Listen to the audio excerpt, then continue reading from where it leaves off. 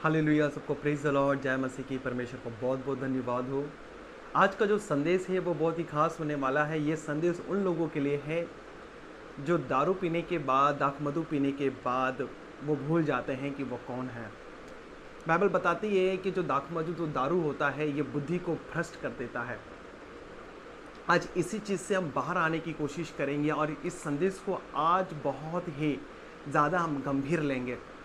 हमें आए दिन फ़ोन आते हैं, बहुत सारे लोग हमसे पूछते हैं कि हमारे पिता ड्रिंक करते हैं, हमारे लोग ड्रिंक करते हैं, हमारा भाई ड्रिंक करता है और उन चीज़ों से हम कैसे बाहर आएँ, उन्हें कैसे हम बाहर लेकर आएँ। मेरे प्रियो, इसका एक सादा और एक सिंपल सा एक उदाहरण है। जब परमेश्वर का आत्मा जब उन पर आएगा, वो भूल जाएँगे। जब सच्चा नशा, जो सच्ची जो नशा है, जो परमेश्वर की आत्मा, उसका जब नशा चढ़ जाएगा, सारे नशे हैं वो भूल जाएँगे। आज हम ये सीखेंगे कि दारू पीने के बाद हमारी ज़िंदगियों में क्या-क्या होता है, उसका असर हमारे ज़िंदगियों में कहाँ-कहाँ होता है, हमें क्या-क्या खोना पड़ता है, हमें क्या-क्या हमारी ज़िंदगियों से वो ले लेता है। हालेलुया! मेरा विश्वास है कि आज का संदेश आपको बहुत मदद करेगा और आज का संदेश से आप जब सुनेंगे, उन चीज़ों से आप बाहर आएँगे। हालेलुया! आज बहुत सारे लोग कई अलग-अलग नशे में भी पड़े हैं, जिन नशे के बारे में हमने बहुत बार हम सुन चुके हैं, हम बोल चुके हैं। किसी को पैसे का नशा है, किसी को गाड़ियों का नशा है, किसी को घरों का नशा है, किसी को व्यभिचार का नशा है, किसी को पाप का नशा है। बहुत अलग-अलग प्रकार के लोगों के नशे हैं। लेकिन आज हम एक ऐसी स्टोरी को पढ़ेंगे जिसका नाम नूह है। उसकी ज़िंदगी में एक जो नशा था, एक धर्मी पुरुष होने के बाद वो जो एक नशा था और उस नशे ने उसके परिवार पर, उसके आने वाले जनरेशन पर क्या असर डाला, आज हम इसे पढ़ेंगे। हम पढ़ेंगे उत्पत्ति की पुस्तक अध्याय 9 वचन मैं आपके लिए 20 से पढ़ूंगा। बाइबल में यहाँ पर लिखा हुआ है कि नूह किसानी करने लगा और उसने दाख की बारी लगाई और वो दाखमधु पीकर मतवाला हुआ, अपने तंबू के भीतर नंगा हो गया। तब कनान के पिता हाम ने अपने पिता को नंगा देखा और बाहर आकर अपने दोनों भाइयों को बतला दिया। तब शेम और येपेत ये दोनों ने कपड़ा लेकर अपने कंधों पर रखा और पीछे की ओर उल्टा चलकर अपने पिता के नंगे तन को ढाँप दिया। वे अपना मुख पीछे किए हुए थे, इसलिए उन्होंने अपने पिता को नंगा न देखा। जब नूह का नशा उतरा तब उसने जान लिया कि उसके छोटे पुत्र ने उसके साथ क्या किया है। इसलिए उसने कहा, कनान शापित हो, वो अपने भाई बंधु के दासों का दास हो। फिर उसने कहा, शेम का परमेश्वर यहोवा धन्य है और कनान शेम का दास हो। और परमेश्वर ने येपेत के वंश को फैलाए, परमेश्वर येपेत के वंश को फैलाया और वह शेम के तंबुओं में बसे, कनान उसका दास हो। हालेलुया! नूह एक सिद्ध पुरुष नहीं था, उसने भी गलतियां की अपने ज़िंदगी में। यहाँ पर बताता है कि नूह किसानी करने लगा और उसने दाख की बारी लगाई, दाखमधु बनाया, मतवाला हो गया, अपने तंबू में नंगा सो गया और उसके पुत्र हाम ने उसे नंगा देखा। फिर उसके बाद उसने अपने भाइयों को जाकर बतला दिया। बाइबल बताती है जब उसको ढकने की बारी आई तो हाम वहाँ पर नहीं था। यहाँ पर बताता है केवल शेम और येपेत ये दोनों कपड़ा लेकर गए, हाम के हाथ में कोई कपड़ा नहीं था। नूह और हाम ने कहीं ना कहीं, मुझे ये लगता है, जब ये जल प्रलय के पहले इन्होंने संसार को बहुत अच्छी तरीके से देखा हुआ था। नूह के दिमाग में दाखमधु का आइडिया कहाँ से आया और हाम की देखने की इच्छा कहाँ से हुई। कहीं ना कहीं ये जल प्रलय के पहले इन्होंने संसार को देखा था, उनके दाखमधु बनाने के तरीकों को देखा था। कहीं ना कहीं हाम ने संसार को अपनी आंखों से, अपनी नंगी आंखों से देखा और वो नंगी आंखों का जो कहते हैं नशा है, अपनी आंखों में उन्होंने उतार लिया। हाम को देखने का नशा था और नूह को पीने का नशा था। आपने अक्सर देखा होगा बड़े बड़े जो बार होते हैं, बड़े बड़े जो डांस बार होते हैं, अलग अलग जगह पे जो लोग प्रोग्राम रखते हैं, स्टेज शो रखते हैं, वहाँ पर आपने देखा होगा कि लोग दारू की, उनके हाथ में एक बॉटल होती है, एक दारू का एक ग्लास होता है और सामने लड़कियाँ नाच रही होती है। एक दारू होता है और सामने, हमारे हिंदुस्तान में ये फेमस है कबाब और शबाब। मेरे प्रियो, जब नूह ने मतवाला हुआ तो वो खुद भूल गया कि वो नंगा है और उसके नंगेपन के द्वारा कनान के ऊपर श्राप आया। हाम के ऊपर श्राप नहीं आया, बल्कि कनान को श्रापित होना पड़ा, उसके बच्चों को श्रापित होना पड़ा। नंगापन होता है, जो माँ बाप का नंगापन, जब अगर बच्चे उसे देखते हैं तो वो एक श्राप आता है उनके ऊपर। वचन खुद कहता है कि तू अपनी माता का तन ना उघड़ना, अपने पिता के तन को ना उघड़ना। हम आगे पढ़ते हैं व्यवस्था विवरण में, बहुत सारे ऐसे वचने हैं। मेरे प्रियो, जब हम मतवालेपन होते हैं तब हम नंगापन हमारा दिखने लगता है, मतवालापन। नूह ने दारू पिया था, नूह ने दाखमधु पिया था, और उसकी पूरी सजा किसे मिली? कनान को मिली। देखा किसने था? उसके फादर ने। मेरे प्रियो, मैं आपसे एक बात कहना चाहता हूँ, आप शराब पीने के बाद आपके दिमाग में क्या आता है? जब मैं सुबह इस मैसेज को जब मैं पढ़ रहा था, जब इस संदेश को मैं पढ़ रहा था, परमेश्वर ने मुझसे कहा कि दाखमधु होश में पियो, जब कोई बीमार हो तो होश में पियो। दाखमधु अगर पीना है, अगर उसे काम में लाना, वचन कहता है नहीं है कि दाखमधु को भी काम में लाया कर। बीमार व्यक्ति जब होता है, जब होता है, तब उस दाखमधु को वो पी सकता है, कोई प्रॉब्लम नहीं है, लेकिन लिमिट में, अनलिमिटेड नहीं। अगर दारू बेहोशी में पियोगे तो तुम्हारी ज़िंदगी को वो बेहोश कर देगा। दारू जो दाखमधु है, आप देख सकते हैं बहुत सारी दवाइयों में, खांसी की दवाइयाँ होती हैं, बहुत सारी दवाइयों में अल्कोहल मिलाया जाता है। बहुत सारे फूड्स को अच्छा रखने के लिए अल्कोहल मिलाया जाता है। वो गलत नहीं है, उसके सेफ्टी के लिए, उसके अच्छे के लिए, सुरक्षित रखने के लिए बनाया जाता है। लेकिन यहाँ पर होशे उसके 4:11 में क्या कहता है कि दाखमधु, वेश्यागमन और दाखमधु और ताज़ा दाखमधु, ये तीनों बुद्धि को भ्रष्ट कर देते हैं। दारू पीने वाला व्यक्ति भूल जाता है कि उसके शरीर पर कपड़ा है कि नहीं है। दारू पीने वाला व्यक्ति भूल जाता है कि सामने मेरी बेटी है, कि बहन है, कि माँ है, मेरी बीवी है, मेरे बच्चे, ये कौन है, वो भूल जाता है। आपने देखा हो अक्सर लोग दारू पीते हैं, वो लड़ाइयाँ करते हैं, ये भूल जाते हैं, मारपीट पर उतर आते हैं। और आपने ये भी देखा होगा कि दारू पीने वाला व्यक्ति सबसे ज़्यादा झगड़ालू होता है। हालेलुया। दारू पीता ही व्यक्ति झगड़ा करने लग जाता है, उसकी बुद्धि को भ्रष्ट कर देता है और उसकी पुरानी चीज़ों को वो याद आने लगता है, और वो क्या करता है, अपना गुस्सा, अपना क्रोध, अपनी जो कहता है ना, सब कुछ वहाँ पर सामने वाले पर वो उतारने लगता है। नूह ने जब उसको श्राप दिया तो उसने उसे मतवालेपन, जब वो नशे में था तब नहीं दिया, नशा उतरा तब उसने उसे दिया। और एक वचन में पढ़ूंगा, नीति वचन उसके 23 में 20-21, पियक्कड़ और खाऊ अपना भाग खोते हैं और पीने वालों को वह चिथड़े पहनने पड़ते हैं। पियक्कड़ को क्या पहनना पड़ता? अपना चिथड़ा पहनना पड़ता है। और एक वचन और है कि दाख रस से मतवाले मत बनो, दाख रस से मतवाले न बनो। इफिसियों उसके 5:18 में। बहुत बढ़िया समस्या है लोगों के घरों में। बहुत सारे लोग यही एक ही चीज़ हमें बार बार कहते हैं कि मेरे फादर ड्रिंक करते हैं। क्यों ड्रिंक करते हैं? क्योंकि कहीं ना कहीं उनकी ज़िंदगी में शांति नहीं थी, कहीं ना कहीं उनकी ज़िंदगी में शांतिपन को वो देखना। बहुत सारे लोगों के पास बहुत पैसा आ जाता है, वो दारू पीने लग जाते हैं, नहीं हम इंजॉय करेंगे, लेकिन वो इंजॉयमेंट उनके लिए शराब बन जाता है। इस चीज़ से बाहर कैसे आए, उसके लिए हमें प्रार्थना करनी पड़ेगी। अगर आप रास्ते से जा रहे हैं, अगर कोई आपको शराब की दुकान दिख रही है, आपको वाइन की दुकान दिख रही है, तो आपको वहाँ पर खड़े होना है और अपना हाथ उठाकर कहना है, प्रभु यीशु मसीह के नाम से ये बंद हो जाए। आपको दारू को, आपको दाखमधु को श्रापित करना है, लोगों को श्रापित नहीं करना है, दाखमधु को। जब भी आप कहीं रास्ते से गुजर रहे हैं, आप खड़े हो जाइए, कहें परमेश्वर इस शराब के जो ठेके हैं इसे बंद कर। जब आप ऐसे प्रेयर करेंगे वो ठेके बंद होंगे। आपके मुंह में परमेश्वर ने जीवन और मृत्यु दोनों दिया है, अपने अधिकार का सही इस्तेमाल करें।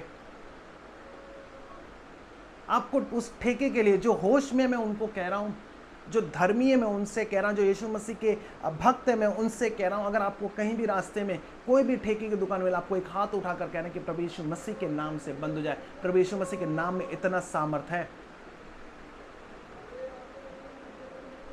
अगर आप ऐसा नहीं करते थे, आप अपने ही परिवार में सबसे बड़े दोषी ठहराए जाएंगे। परमेश्वर ने ये आपको दिया है, आपको उसने अधिकार दिया, आपको ये कहना है। इसका सॉल्यूशन क्या है? प्रेयर। उस जड़ को, डॉक्टर के पास हम जाते हैं, हम क्या कहते हैं? डॉक्टर ऊपर से मलहम नहीं लगाता है। जो बड़े डॉक्टर्स होते हैं वो कहते हैं नहीं, इस बीमारी को जड़ से ख़त्म करने की ज़रूरत है।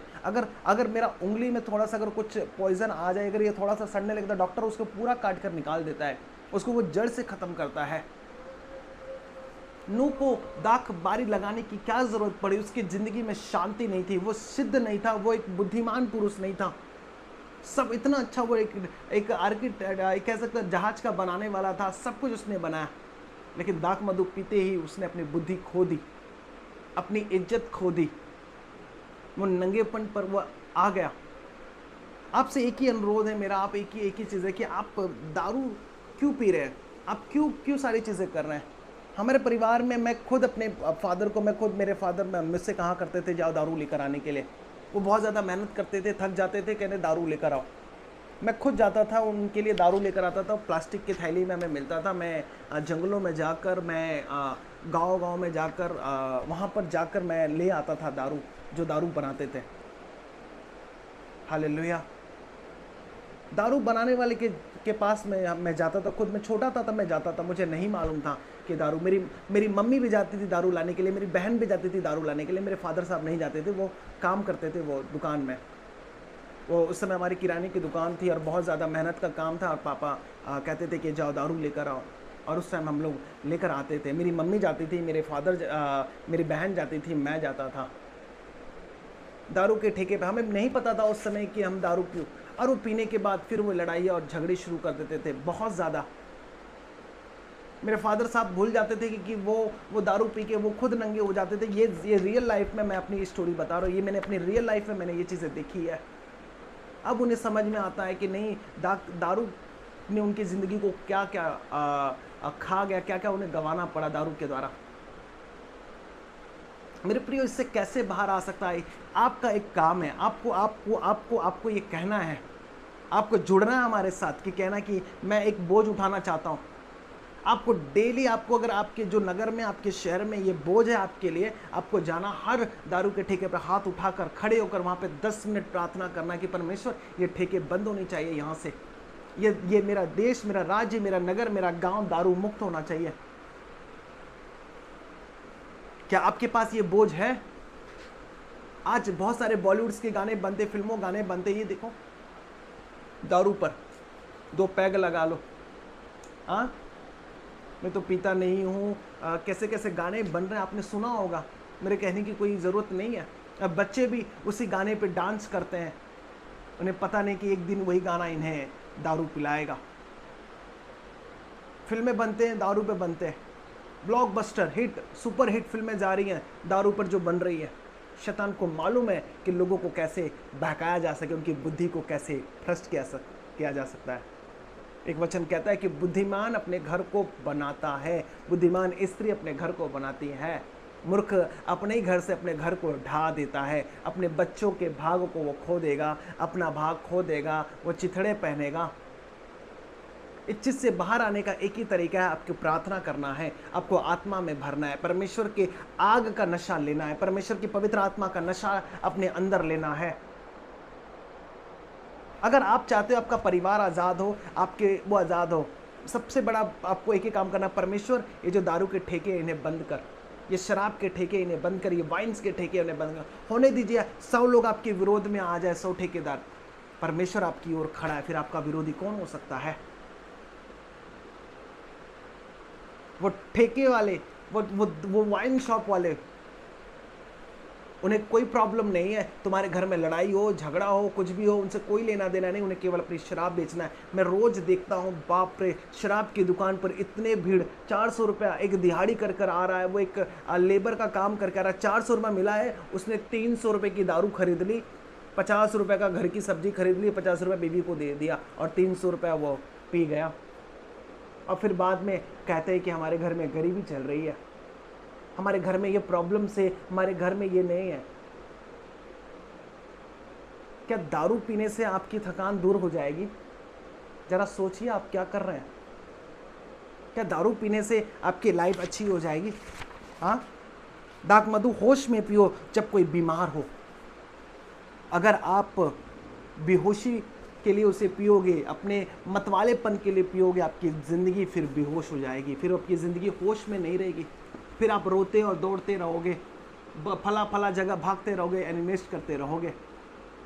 70% जादू टोना मैंने देखा है, जब आप किसी बाबा तंत्र मंत्र के पास जाते हैं, वो कहते जी दारू लेकर आओ। मैं खुद जानता हूँ, जब मैं छोटा था तब मेरे ऊपर मुझे दुष्ट आत्माओं का अटैक होता था, जो सारी चीज़ें होती थी। तो एक बाबा हुआ करता था, वो बाबा हमेशा कहता था कि दारू की बोतल लेकर आओ, जाफर और लवंग लेकर आओ। वो मेरे ऊपर से कर वर के वो दारू पीता था। वो तंत्र मंत्र तो उसका अलग था, उसको एक बहाना मिल गया था कि इसी बहाने से हमें दारू मिल रहा है।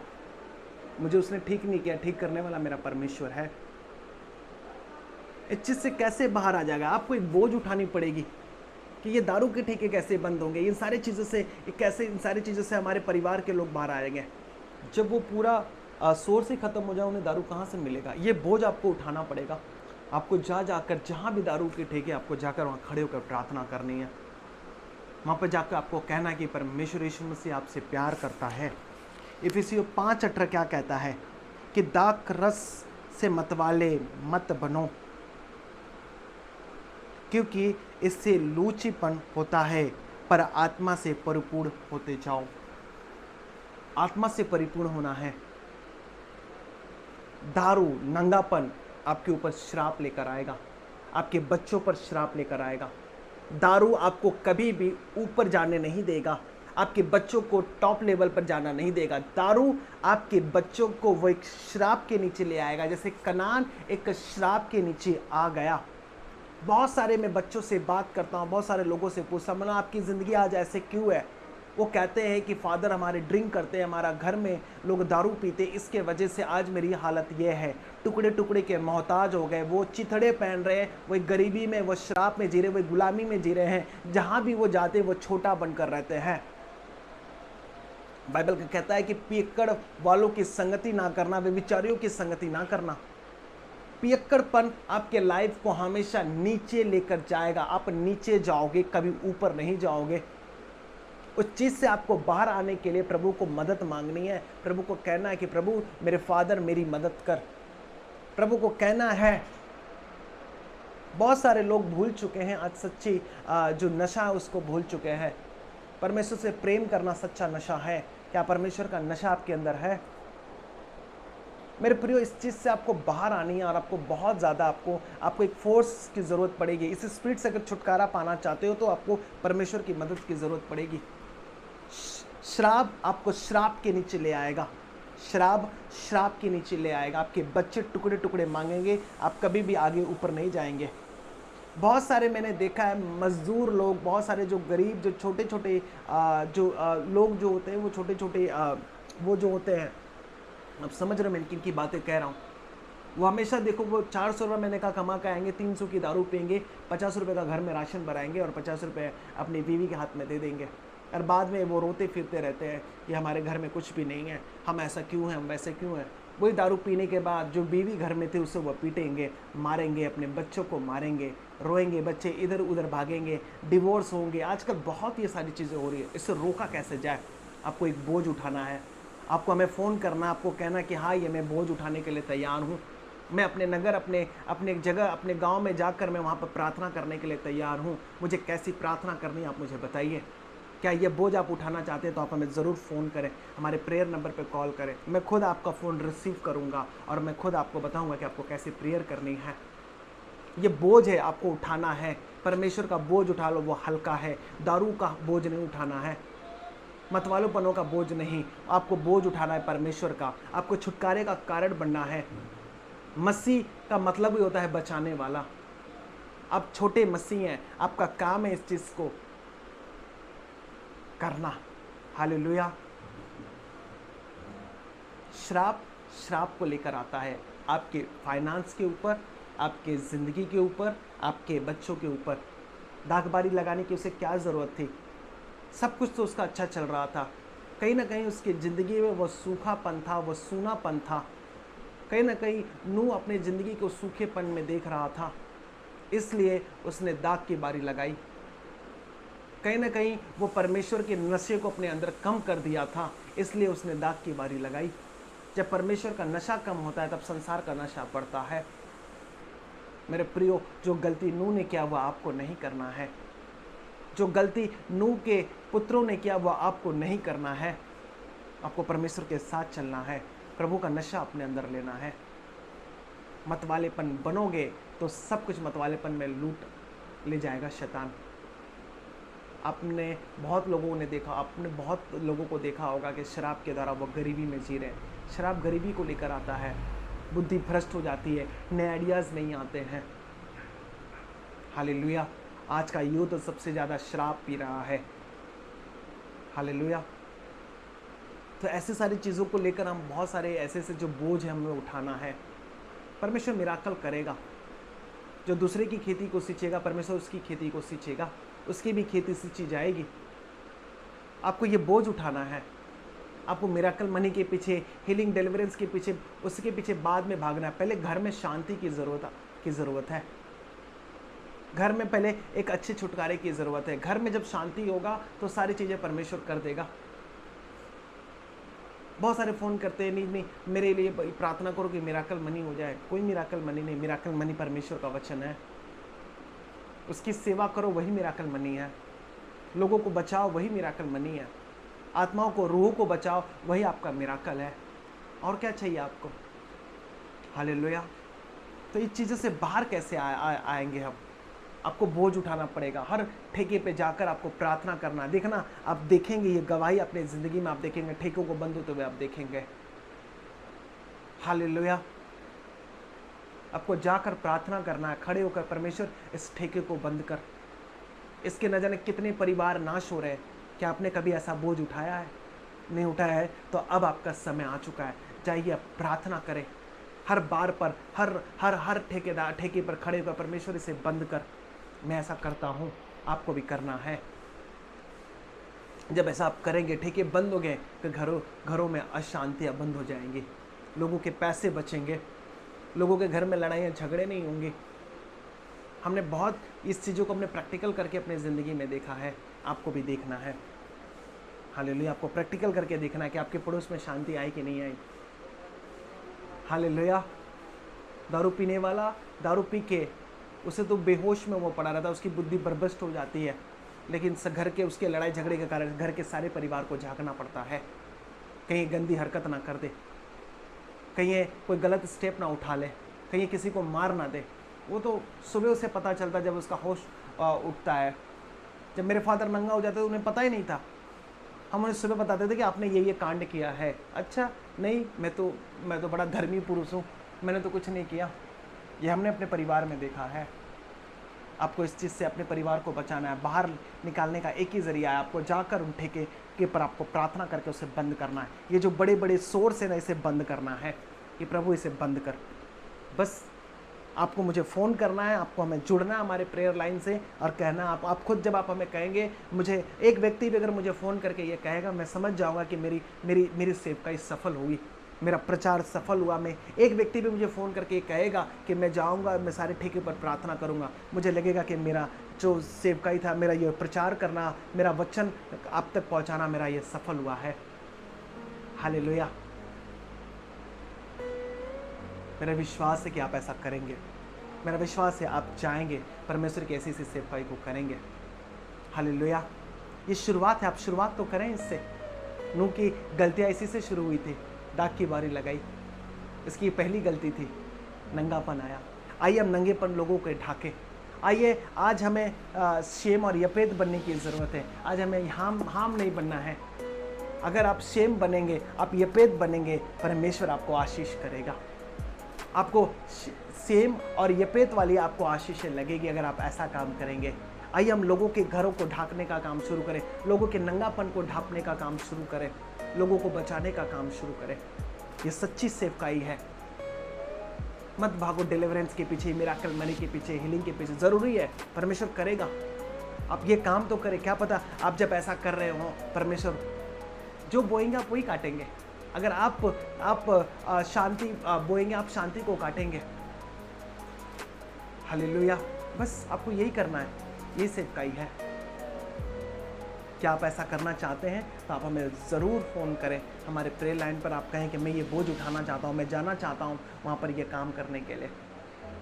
जब ठेके बंद होंगे, जब दारू के अड्डे बंद होंगे, जब सारी चीज़ें बंद होगी, देखना आप न जाने कितनों के नंगेपन को ढापोगे और परमेश्वर कितना आपको आशीष देगा।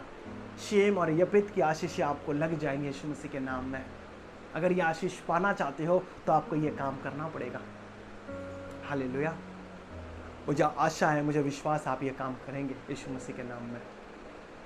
मुझे आशा है, मुझे विश्वास है मेरे परमेश्वर पर कि आप ये काम करेंगे। आइए हम प्रार्थना करते हैं, अपनी आंखों को बंद करके कहें, परमेश्वर मुझे ताकत दे, मुझे बल दे, मुझे सामर्थ्य दे कि मैं जाकर वहाँ पर प्रभु हर ठेके, हर दारू के अड्डे, हर गलत स्थानों पर जाकर मैं प्रार्थना कर पाऊँ। और प्रभु, और मेरा विश्वास है प्रभु आपके वचनों पर कि प्रभु मेरी प्रार्थना सफल होगी और प्रभु वो सारे ठेके बंद होंगे। प्रभु वो जो सोर्स खत्म होगा जहाँ से प्रभु गंदी चीज़ें आती हैं। प्रभु मैं आपके नशे को मांगता हूँ अपने अंदर, मैं आपकी भूख और अपने प्यास को मांगता हूँ। आइए हम अपनी आंखों को बंद करके प्रार्थना करें विश्वास के साथ। प्रभु को कहें कि प्रभु मैं ये बोझ उठाना चाहता हूँ, प्रभु मैं ये रिक्स उठाना चाहता हूँ, मैं जाकर प्रार्थना करना चाहता हूँ। हर ठेके बंद होने चाहिए परमेश्वर। प्रभु इतने हफ्तों में, इतने दिनों में बंद होने चाहिए। धन्यवाद परमेश्वर, धन्यवाद। यीशु के नाम से हम प्रार्थना करते हैं, आमीन। जो ठेके बंद होंगे या आपके विश्वास की ताकत होगी, आपकी प्रार्थना की ताकत होगी। अगर एक ठेका भी बंद हो गया तो ये समझ जाना कि आपका प्रार्थना और आपका विश्वास दोनों जीवित है। आप प्रभु के सच्चे भक्त हैं। जब एक बंद हो सकता है तो हजारों बंद हो जाएंगे यीशु मसीह के नाम में। गॉड ब्लेस यू सबको। आप हमारी सेवकाई में अगर मदद करना चाहते हैं तो आप अपने दशमांश को, आप अपने भेंट को, आप अपने सपोर्ट राशि को आप हमें भेज सकते हैं। और हम सेवकाई धीरे धीरे और बढ़ाते जा रहे हैं, सारी चीज़ें करते जा रहे हैं। बस आप हमें सपोर्ट करें, आप अपने फाइनेंशियली सपोर्ट करें, प्रेयर से सपोर्ट करें, और आप अपने अच्छी अच्छी वस्तुओं को बोकर आप हमें सपोर्ट कर सकते हैं। सबको गॉड ब्लेस यू। जय मसीह की, जय मसीह।